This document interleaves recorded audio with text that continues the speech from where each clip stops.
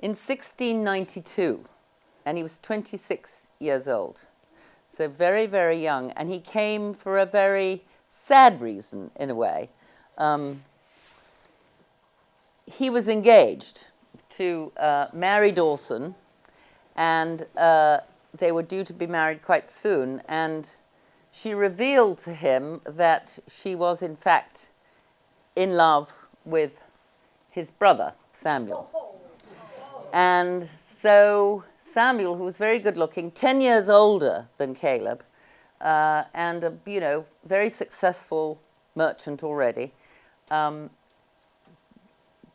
took her away. And so Samuel married Mary, and Caleb was really, really distraught about this. And so he thought, well, I've got a bit of money, my father's died, I'm just going to set off for America. And I'm going to take my fortunes and see what happens to me. And his cousin, George, who features a little bit later on, was already in New York. So this is the very early days. There were 4,500 people in New York then, when he arrived. Half of them were Dutch. So it was a very small little sliver of southern New York, of Manhattan, that he arrived in. But his cousin George was already working there, and he immediately, within about a year, got into the governing council of New York. He knew a lot of, the right people, and within no time he was making some decisions in the council. He had a special interest and overseership of the Westchester County area.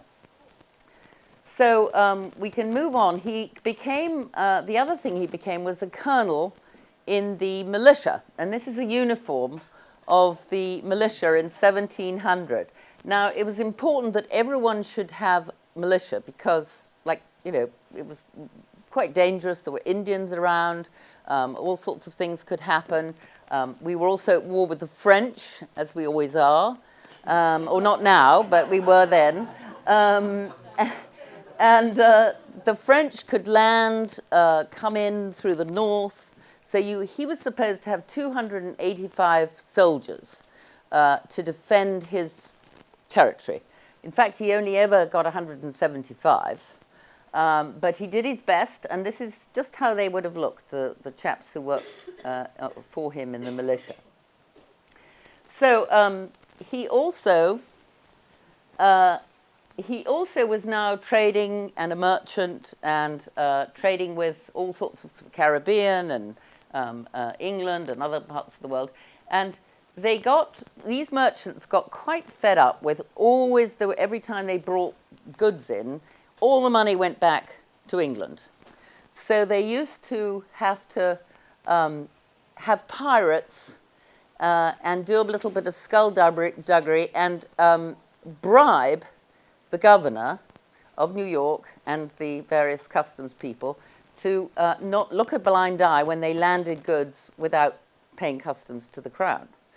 So he eventually, one of the pirates actually used his ship as a payment of a bribe to the governor, who was Fletcher at the time, Governor Fletcher.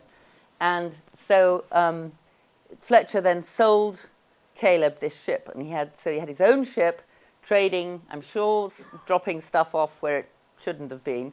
And that got him into some amount of trouble, which you'll see in the next picture. This is a very interesting story.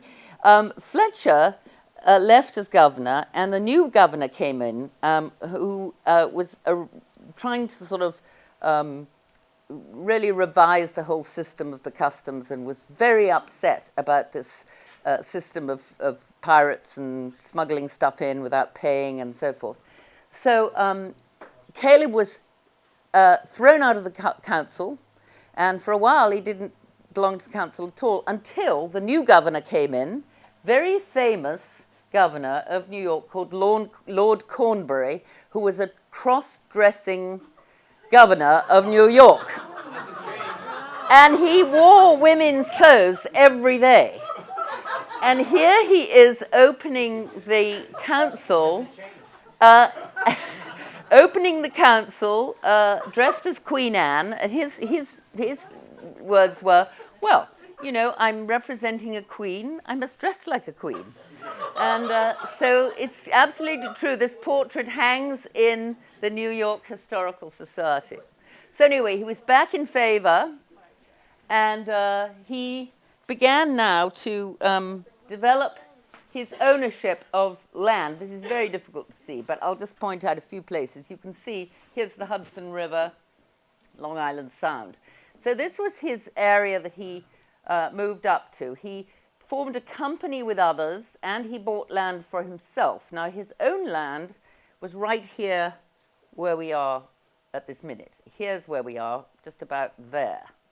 And so he owned from the Long Island Sound all the way back to the Bronx River Parkway, where the Bronx River Parkway is now. And that was his own parcel of land. Then, as a company, Heathcote and Company, he bought land up in Dutchess County, much of it. He also bought the West Patent, which is Chappaqua, Armonk, and Mount Kisco.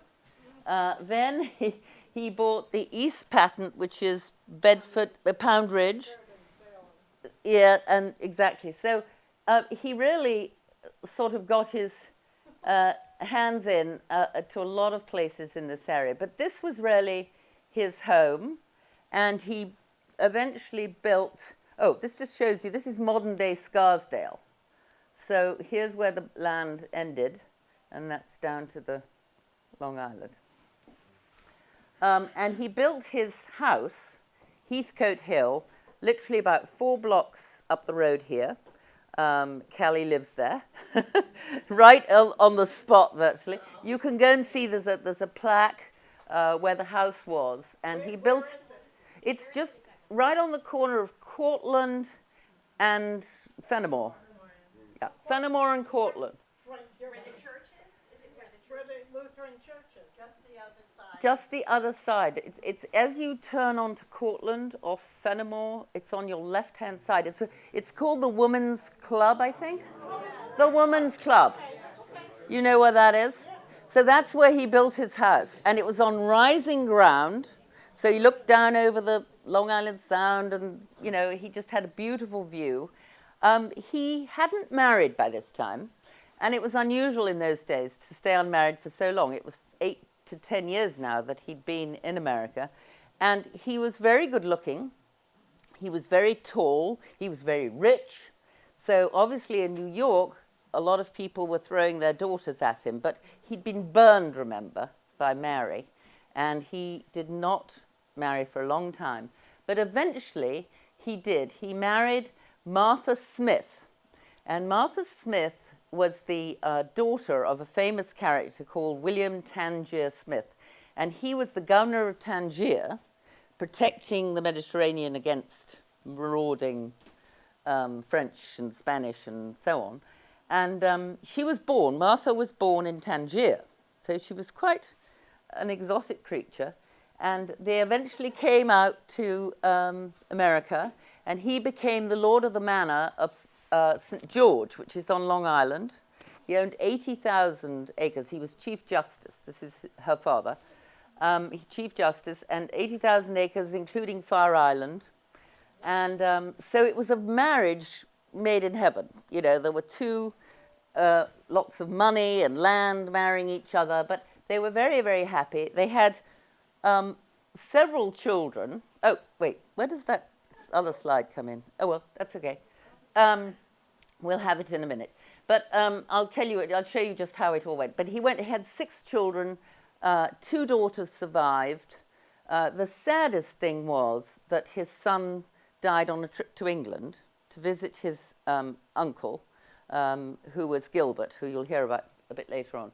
And he died of smallpox. So they ended up with 2 daughters, and Martha was the mistress of Heathcote Hill for 36 years and lived on after he died. So he always wanted to be the governor of New York. That was his passion, that was his absolute fascination and interest, because he'd come here, that was the sort of most important job, and Gilbert, his brother, tried very, very hard to get him that job.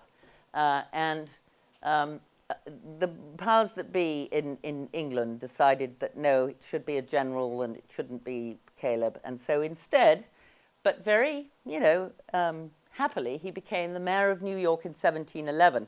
Now, it's 300 years this year since Caleb was mayor of New York and that Gilbert was Lord Mayor of London, the same year. So 300 years this year, the two brothers together were mayors of the two cities. So he was a very good mayor. He, as far as we know, he graded a lot of the roads. He introduced refuse collection to New York. He was very judicial and, scolded all the people who robbed and murdered and so on. And he was in charge then. New York was 6,600 people in New York in 1711, as it was. We have the same engraving. Uh-huh. Oh, good. Well, that's interesting. So that's about 1,700. So it was, 11 years later. So 6,600 people. And this is a book written about Scarsdale, which might be of interest to people. It's in the library here. And so he was now the Lord of the Manor of Scarsdale. And the job was to develop the land, to farm the land, to bring people in. There were only about 40 settlements in this area when he first arrived. The idea of the Lord of the Manor was not like a lord in England, where you lorded it over the serfs and, they just worked for you and there was no hope. The tenants in America, they were already much more democratic about the whole thing. The serfs these tenants could have their own land, work their own land, pass it on to their children. Often Caleb would sell some land to them. So it was his job to go around, keep the peace, make sure that the land was properly run and everyone was looked after and everyone behaved themselves. So, Heathcote Hill burnt down, sadly, but by this time there was a family, the Delanceys. So what had happened is that the daughter of Caleb and Martha had married James Delancey, and they built a new house. He was Chief Justice of New York. They built a new house exactly on the spot. So when you go there, on the corner there, you'll see that it was the Delancey house and Heathcote Hill. And this is the house that's in the picture upstairs that was being attacked on that day when Washington was moving into White Plains, and he sent 750 soldiers to Heathcote Hill. He'd heard that there were British soldiers camped in this area. So where we're sitting right now was a lot of British soldiers were camped and were attacked at night. And it was on October 22nd, today. Exactly, today. Where is the Delancey house? The Delancey house now, I think we have a picture. Oh, in the house, which you just saw, was where James and Susan, so that was Susan Delancey, who was Caleb's great-granddaughter, married James Fenimore Cooper, which you saw the picture upstairs. And that was in the Delancey house. And then, at some point, and I don't know when, the house was moved down to West Boston Post Road. And there it is. It's now a restaurant called the Casa Piccolino. So, the Piccolo Casa, sorry. And it's down on the corner of Fenimore and Post. Yeah, sorry, exactly. So that's what became of the house. So just to fill you in, so here's Caleb and Martha, and then Nazan and the Delanceys. So here you've got Susan marrying Fenimore Cooper. I'll talk a little bit about the bishops in a moment. Then there's Anne, married John Loudon McAdam, who invented the Macadam Road. So, and then Gilbert, the son who died, and then these other children died young. You had to have lots of children in those days because they didn't survive, all of them, very much. But just to carry on, quickly, his other passion was the Anglican Church and setting that up in New York. And he worked very, very hard at churches such as Rye, Stratford. He had a brother-in-law who became the rector of Stratford, and he set up the Anglican Church because there was nothing here except Puritans, Lutherans, Quakers, right, exactly. So the Anglican Church had not really been settled here until Caleb came along. So, Callie? And then the other church he was very instrumental in setting up was Trinity Church in New York. He actually had a pew in the original church right behind the rector, a special pew.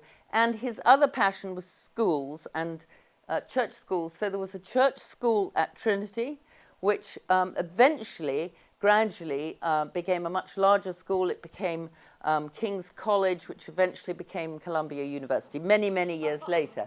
But he died, sadly, he died suddenly of a stroke in 1721. He was buried at Trinity Church in New York.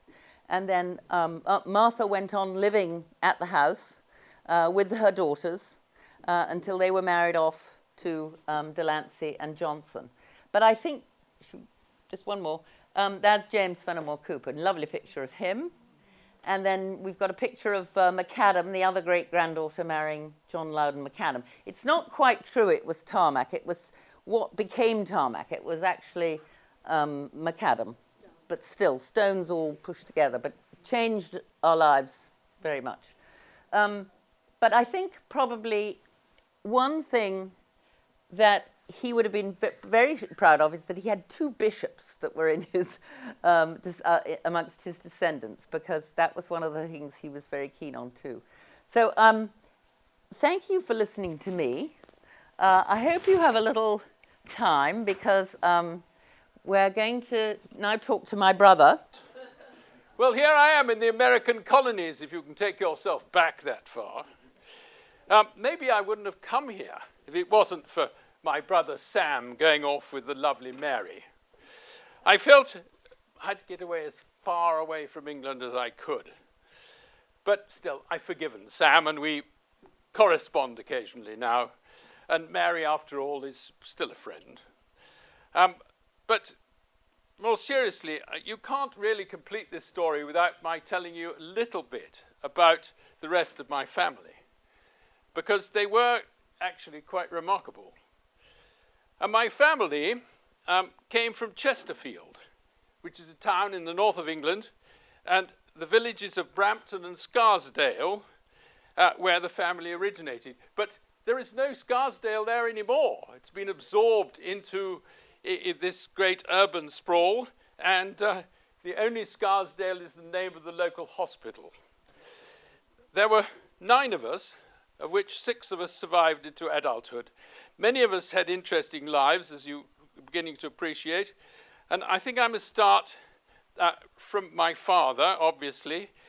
My father was called Gilbert, and that is the family name, and everyone since has been called Gilbert. It's difficult to avoid. And he inherited a small estate from his father, who'd made money in lead mines. Our house at St. Mary's, there it is. The house in St. Mary's Gate, where we grew up, is still there, but it's been much altered. My father backed the Roundheads in the English Civil War and upset the local authorities on the restoration of Charles II by refusing to declare allegiance to him. But despite that, and he obviously was successful because he became mayor of Chesterfield 3 times. He also prospered, and his will contains a lot of detail about tenements he owned in Chesterfield and land in villages nearby. Now, my brothers and I were brought up by our father as merchant adventurers. Now, that sounds a sort of exciting, piratical thing to be, but actually in those days was merely a profession. You were a trader, a businessman, an ultra person. And there was even a profession of these, and they had a guild which was established for them. And you're going to know, of course, about Sir Gilbert in a minute, because he's the most important. But I'll just touch on the others in the family, if we could have the brothers up. And there they are. John, first of all, my second brother, failed to make it in textiles, but joined Samuel, the next one down, in the Baltic, where they were carrying on trade. And later on, Sir Gilbert, who seems to have influenced everybody, said, go and work in Jamaica, because that's where you'll make money. And of course he did, and he prospered and died in England, having never had any children, but very rich. Samuel, my third brother, was also a merchant adventurer, and like John, he worked in those Hanseatic towns, which are now Gdansk and Kaliningrad, but then were Danzig and Königsberg, and he became a merchant. He was the director of the East India Company, and like Sir Gilbert, he was director of the Eastland Company, which in those days was a big company set up to trade in the Baltic and sort of compete with the Hanseatic League cities in that part of the world. He married, as you know, Mary, the lovely Mary, and he died aged 52 with £90,000, which, given the fact he started with 500, which is what my father gave all of us, he did very well. His successors also did very well. He had a grandson who was appointed a baronet for political reasons, and that baronetcy continues today. It's a quite separate Heathcote baronetcy. Josiah, we could go back to the sons if you wanted to. I think there they are. Josiah, my third brother, traded in the West Indies and married there. He died of fever when he got back to England at age 46. But his son George, like my elder brother, Sir Gilbert, became Lord Mayor of London in 1740 in that case, and a member of Parliament. The fifth brother, William, we don't know very much about, and the youngest brother, George, died on the voyage home from Jamaica. Now, I'd like to say a few words about Sir Gilbert, and I think we might have a picture of him here. Yes, there he is in his mayoral robes, if that's the right word, and his wife, Hester. There she is. We'll go back to Sir Gilbert, if we may. And now, I think I should say something quickly. What is the Lord Mayor? The Lord Mayor of London is not the Mayor of London. We have a Mayor of London who you will see opening the Olympic Games or being involved in the opening of the Olympic Games, and we didn't have them in my day, of course. But he will be there, but that is the Mayor of Greater London. The Lord Mayor is a much more older established institution, which began in 1189 and is the old walled city of London with the financial centre and so forth.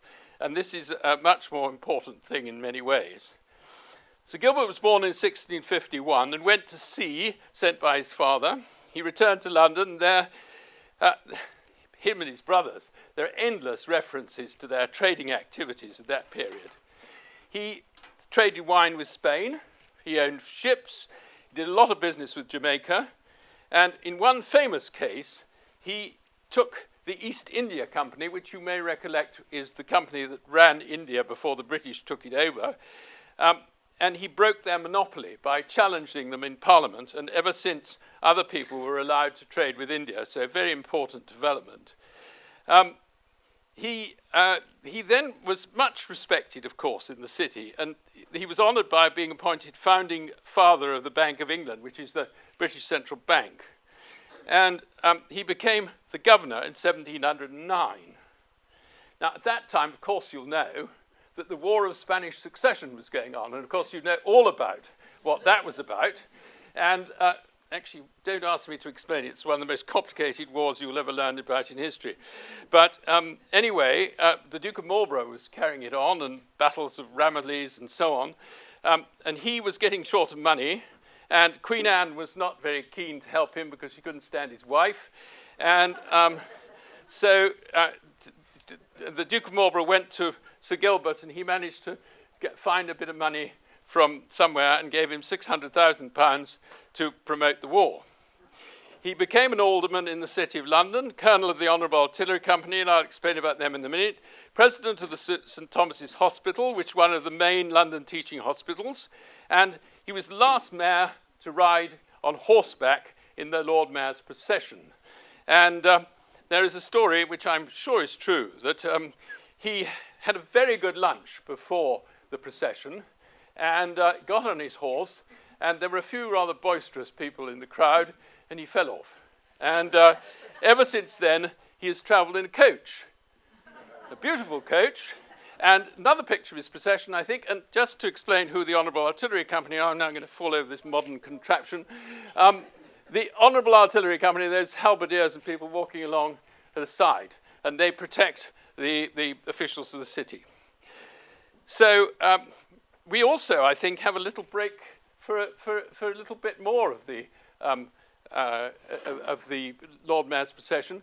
Now, this happens in November every year, and it's been going on ever since 1215 without a break, since, despite the plague and all the other things. And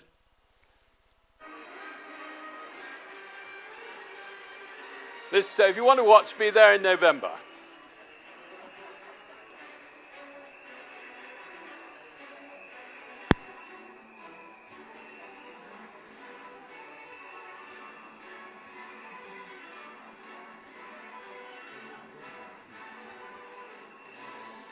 There are a lot of trade floats and all sorts of things, and the army and all sorts of people get involved. These are territorial soldiers, I quickly say. There's the Lord Mayor. These are some soldiers on horseback. That's the coach. And these are the Honourable Artillerymen. There, that's the artilleryman again. Those are the aldermen, and I don't know who they are. I've been to too much Halloween, I think. That's a pearly queen, and that's the Lord Mayor.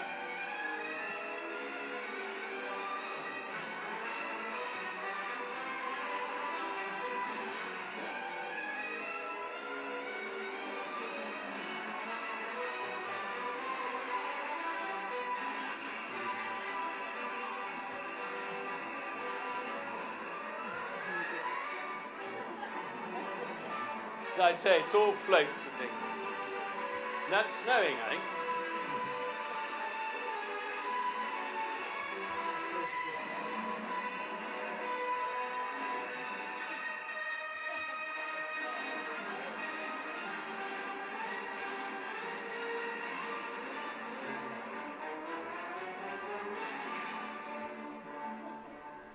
So there he is. That was what he was entitled to, and I didn't do it. So he was knighted by Her Majesty the Queen, and at the age of 81, he became a baronet, and he died almost immediately afterwards. He died in 1732. He was worth £700,000, a senior alderman and father of the city, and was reputed to be the richest commoner in the country. Now, when he was alive, Sir Gilbert bought large estates, and amongst them, he bought some land at Normanton, whose church here was where he was buried. The picture of the house, which I think is the next one, hopefully, yes, this is the house he built. But it's a fine house. It has very little architectural merit, as you can see. It's rather has no pretensions whatsoever, in my view. And pleasingly, perhaps, it's been pulled down. And I need to tell you a little bit of why it's been pulled down. And to do that, I think I need to look at the next slide, do I? Yes, I do. I just wanted, this thing's going to trip me up in a minute, I'm sure. I just wanted, oh, we've got one of these wonderful, no, we haven't, somebody's stolen it. Yeah. This is one of these things you use for your cat to make it get excited.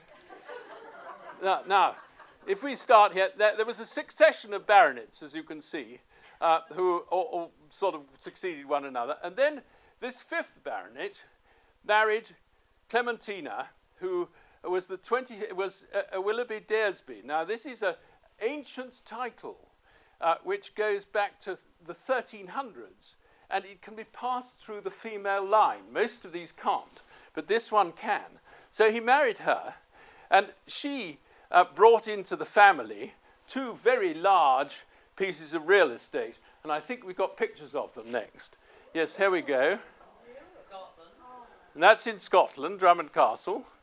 And this house, designed by Vanbrugh, like the Blenheim, which some of you may know about, is Grimsthorpe, and is a very fine establishment.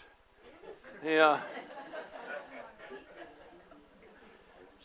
Right, now just to show you where they are, there's Grimsthorpe, there's Normanton, which has now been pulled down, I'll tell you why in a second, Chesterfield, which is where the family came from, and then Drummond Castle's up there north of Edinburgh, and London's there.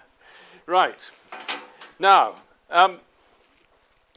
the Americans are partly responsible for the demise of Normanton, because the 7th baronet, I can't remember what comes next. No, yes, here he is. We'll have that. The 7th baronet to be Gilbert, yet again a Gilbert, married Eloise Lawrence Breeze, daughter of William Lawrence Breeze of New York in 1905. And the Breeze family, I think a very old American family coming from New Jersey. While his father was still living at Normanton, they moved into Grimsthorpe, and that was the pattern, because the younger son went to Grimsthorpe, which was the last of those houses you saw, and the elder son went on living at Normanton.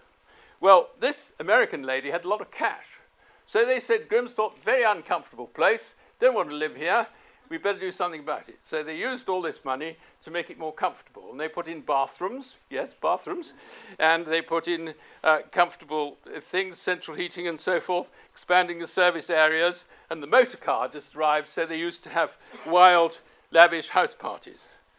Well, when the 6th Baron's widow, Evelyn, died in Normanton in 1921, they said, why bother to move to Normanton? We've done this place up. We can live here. So what's the use of Normanton? We'd have to spend a fortune to do up Normanton, because that didn't have any bathrooms either. So, and bathrooms are very important in America. And so they pulled it down, which is all very, very sad, really. So all that remains now is the family chapel on the edge of the new reservoir, Rutland Water, which is there, which is where the family were buried, but they've all been dug up because this was going to be made, is a reservoir. They actually agreed to put a bund around the outside to save the chapel, but they decided that they didn't want all the bodies getting wet, so they moved them to a churchyard nearby. But still, the plaques and things about it are still in there. And the only other piece of the old house which is still there is the stable block, which is now a luxury hotel. The American story isn't quite over at that point, because James, the last Earl of Ancaster and 8th Baronet, married Nancy Phyllis Astor, daughter of William Waldorf, 2nd Viscount Astor. Should we see if we got her next? Yeah, we have. Good. There she is. Nancy Philip Astor. I think one of those things British aristocracy like to do, get a few bit of American cash, always quite helpful. So the Astors were one of the richest families in America, but they also became well established in England, being very prominent in politics and the media. And incidentally, Nancy Phyllis Astor, this lady here, her nephew is Samantha Cameron's father-in-law. Well, Samantha is our Prime Minister's wife. So they're all well connected, these people. Right. Now, I talk about James. I actually met James, if I'm talking about myself. But when he died, he was Earl of Ancaster, as well as being the 8th Baronet. And when he died, he had no male heir. The reason he had no male heir was that his son Timothy, in 1936, I think, tragically disappeared on a sailing trip in the Mediterranean, was never seen again. And I think this is the point for me to try and explain how Joanna and I come into this story. I was explaining to you, this is the running order of the baronets, and it comes to an unfortunate end. 1963, sorry, I'm 1936, I'm dyslexic. So he takes over he would have taken over the baronetcy. However, there was no male heir, and unlike the Willoughby Daresbys, he can't go down anything other than male line. So we had to go back to the 3rd baronet to find a surviving line. And they all died, these people, or didn't get married. Even John, for example, this chap, he died at 27 being thrown out of his curricle. Well, obviously driving in those days was a lot more dangerous than it is now. But he came out of his curricle, but Robert survived. And Robert had a whole lot of, grandchildren and great-grandchildren, and so that's my grandfather. And this is my father, and he's 98 now, and he's now the 9th baronet. And that's how Joan and I come in. So that's the interesting thing. Now, the other thing you might like to know about is that what has happened to Grimsthorpe and to Drummond Castle? Well, I was telling you that the sort of succession of the Willoughby Daresby, the baronetcy, it's a lord and lady, so it's a baroness. And baroness can go down through the female line. So, although this guy was the 27th Baron Willoughby Daresby, the daughter, Timothy's sister, is able to inherit it. So she has inherited Grimsthorpe and Drummond Castle. So that's how it all is. And Joanna and I have a tent in Green Park, and that's about how it is. And so that's really the story. The only thing, just to amuse you, and I've got 1 second, just if I can find it, just to tell you how dotty these things get. When we got to the 6th baronet, he was appointed Earl of Ancaster. He was now the 6th Baronet Heathcote, the 2nd Lord Aveland, the 22nd Baron Willoughby Daresby, and he was also made the 1st Earl of Ancaster. So that's absolutely dotty, isn't it? Which is, because of all that, they made the family called Heathcote Drummond Willoughby, which is what they're called now. So, as Caleb, thank you for having me, and I'll go back to the past. I have 2 questions. First of all, are you, the current you, a baronet? No. He will be when my father dies. He'll be the 10th baronet. Oh, okay. And then second... But my father's 98, and I expect he's going to be 110, and I'm feeling pretty old. It will be my son, I think. And second question, as Caleb, I had heard through, when I moved onto Cortlandt Avenue, that you were, when you were living on our street, you were the first commuter to New York City. Ah, very good point. And that you had a special means of commuting through the harbor. And I just wondered if you would like to describe that to all of us. Yes, very good point. If you look down from Cortlandt Avenue and down onto that little inlet, which is partly why he built the house there, that the water comes right in to West Boston Post Road at that point, where the restaurant is now. And so he did have slaves. He had 6 slaves and about 6 indentured servants, and I'm sure that they helped him sail plus row himself down into the East River, and that's how he got to Manhattan. And you keep thinking, wouldn't that be a great way to go now? Hydrofoil or something. No tolls. No tolls, right.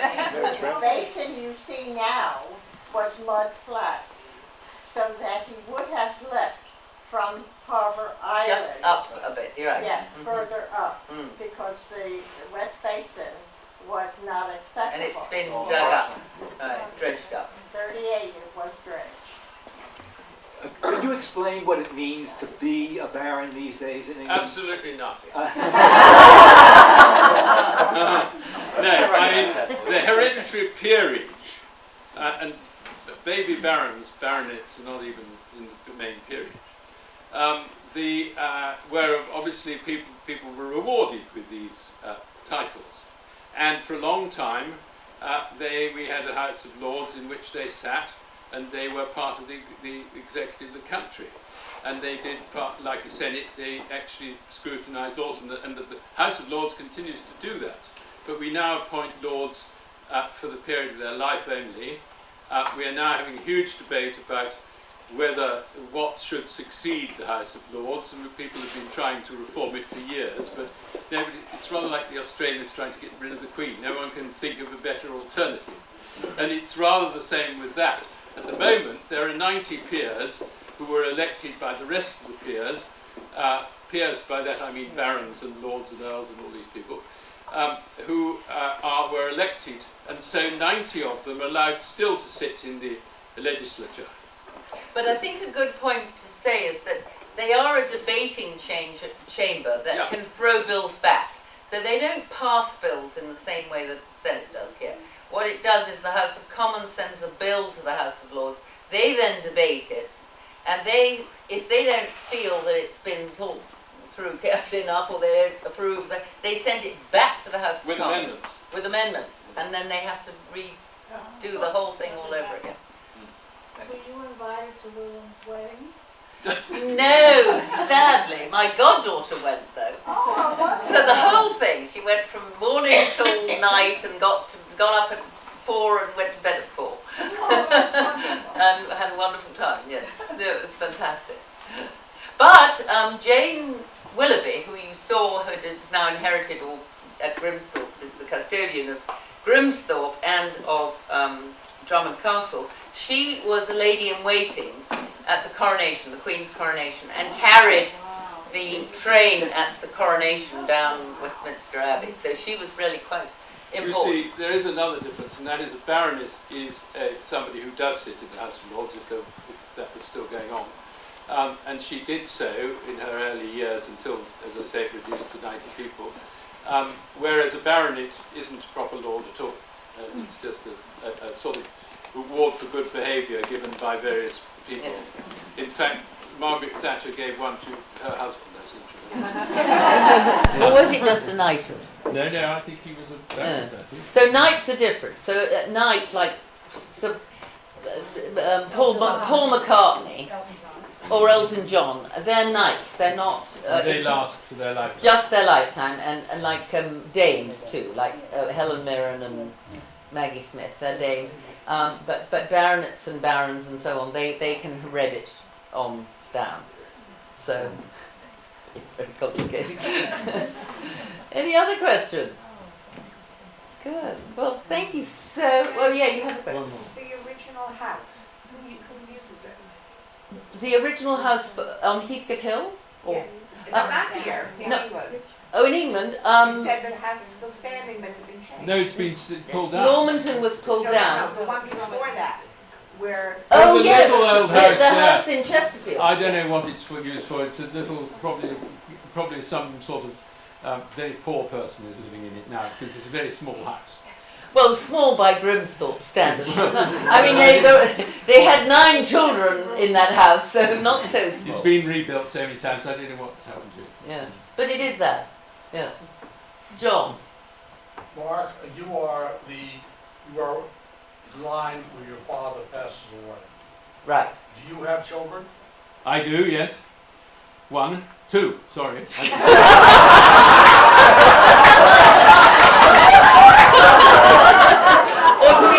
I was thinking about succession, which was thinking of the one. There is a son who will inherit. Yes, but he's called Alistair, and he will be the next baronet after Mark, and he won a silver medal in Beijing. Rowing. Rowing. What was the impetus for this information, for this gathering tonight? Alcohol.